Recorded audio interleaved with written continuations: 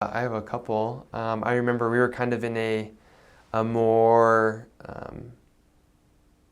impoverished part of town as we were kind of like looking out and trying to teach people. And we had heard that that city was, or that part of town wasn't the best, that a lot of crime went on. And you said, you know what, like, I think it'll be okay. Like, we'll totally be fine. And me and my companion were walking down the street, and the street came to a T. It was like perpendicular, and we were walking up the kind of the base part, and along like the I guess the top of the T part, there was a car that like zoomed by. It was like this SUV, and then we just started hearing gunshots towards this car house, and so we like ran and ducked behind this car so that at least we were safe. And then the car like sped off, and so we were like, okay, maybe this is bad. We have to get out of here.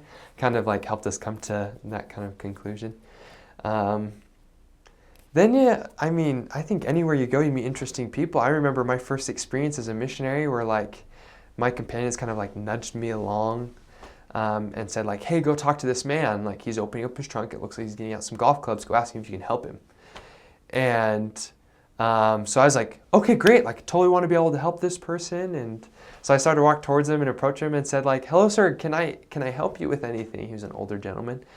And he used a lot of explicit language when we were like, who in the world are you? And I was like, I'm just a missionary. Like would love to be able to help you. And he goes, get away from me before I beat you with one of these clubs. And I was like, okay, well, you have a nice day, and try to be as nice as possible. So that was that was also a pretty crazy story. And I think another one is, especially at nighttime in North Carolina, a lot of people get defensive. So knocking on people's doors at night kind of scares them a bit. So I wouldn't suggest being out super late at night knocking on doors. I had a lot of people that would come to the door with their shotgun, which is kind of worrisome that you wouldn't want them to just lash out by accident. So those are some crazy stories that I had on my mission.